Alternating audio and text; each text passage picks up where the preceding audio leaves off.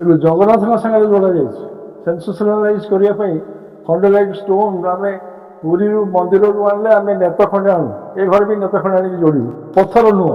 ଏବଂ ଆଜି electronic media ତଥା କିଛି ୱେବ୍ ଚ୍ୟାନେଲରେ ଆମ ବଂଶର ପରମ୍ପରା ଏବଂ ଅଭିମାନକୁ ନେଇକରି କିଛି ଚର୍ଚ୍ଚା ହେଉଛି ଏବଂ ସେଇଟା ହିଁ ଆକ୍ଚୁଆଲି ମୋତେ ମୁହଁ ଖୋଲିବା ପାଇଁ ବାଧ୍ୟ କରୁଛି।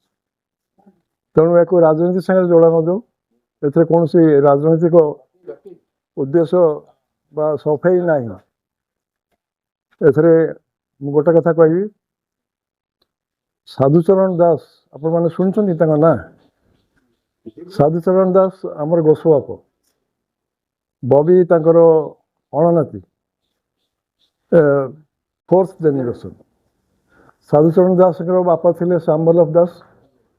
ତାଙ୍କ ସମୟରୁ ଆମର ଜମିଦାରୀ ଆରମ୍ଭ ହୋଇଛି। ସୁକିନ୍ଦାରୁ ଆରମ୍ଭ କରିକି କୟାଁଗଲା ପର୍ଯ୍ୟନ୍ତ ଆମର ସବୁଠି ପ୍ରପର୍ଟି ଅଛି। ସୁକିନ୍ଦାରେ 40 ଏକର 30 ଏକର ଜାଗା ଖାଲି ନେଇଛନ୍ତି ଟାଟା କମ୍ପାନୀ।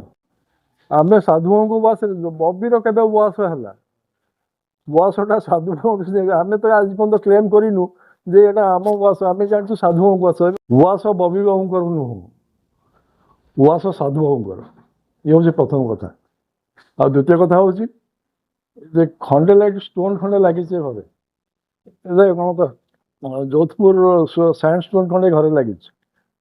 ଏ ଘର ପୁରୁଣା ଘର, ସାଧୁବାବୁଙ୍କ ଘର ଉପରେ ଘରର ଫାଉଣ୍ଡେସନ୍ ଇଞ୍ଜିନିୟର ମାନେ ମନା କଲେ, କହିଲେ ବହୁତ ଷ୍ଟ୍ରଙ୍ଗ ଫାଉଣ୍ଡେସନ୍ ଅଛି, ଖାଲି ଆପଣ ଛାତ ବଦଳେଇ ଦିଅନ୍ତୁ।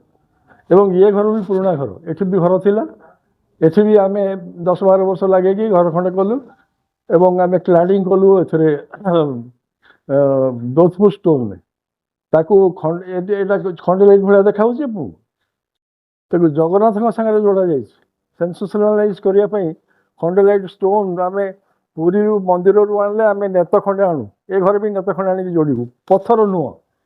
ପୁରୀ ମନ୍ଦିରରୁ ପଥର ଆଣିକି ଯୋଡ଼ିବାର ଅଭିପ୍ରାୟ ନାହିଁ ଆମର। ଆଉ ଏ ଯେଉଁ ଲାଗିଛି, ମୁଁ ଭାବୁନି କୌଣସି ମ୍ୟାଚ୍ୟୁର୍ଡ ପଲିଟିସିଆନ୍ ଏଭଳି କାଣ୍ଡ କରିବେ। ଇଟ୍ ଇଜ୍ ଆକ୍ଚୁଆଲି ପେଟିସ୍, ଯେଉଁମାନେ identity suffering from identity crisis, ସେମାନେ ସେନ୍ସେସନାଲାଇଜ୍ କରିବା ପାଇଁ ଜଗନ୍ନାଥକୁ ଯୋଡ଼ୁଛନ୍ତି ଖଣ୍ଡେ ଲାଇଟ୍ ଷ୍ଟୋନ୍ ସାଙ୍ଗରେ। ଆମେ ନ୍ୟାସନାଲ୍ ହାଇୱେ ଯାଉଛି, ଆମ ଜାଗା ଯାଇଛି, କୋଟି କୋଟି କୋଟି ଟଙ୍କା ପାଉଛି କମ୍ପେନସେସନ୍।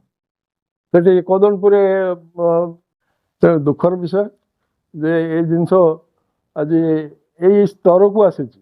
ସେଟା ଜାଣିବା ଦରକାର ନାହିଁ, ରାଜନୀତି ଉଦ୍ଦେଶ୍ୟ ହେଇଥାଉ ବା ଯାହା ବି ହେଇଥାଉ, କାଦୁଅ ଫୋପାଡ଼ିବା ପାଇଁ ହେଇଥାଉ, ବବିର ଇମେଜ୍ ନଷ୍ଟ କରିବା ପାଇଁ ହେଇଥାଉ, ଏଥିରୁ ନିବୃତ୍ତ ରୁହନ୍ତୁ।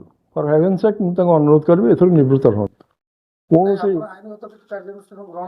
କୌଣସି ସୁସ୍ଥ କହିବି, କୌଣସି ସୁସ୍ଥ ରାଜନୈତିକ ଲୋକ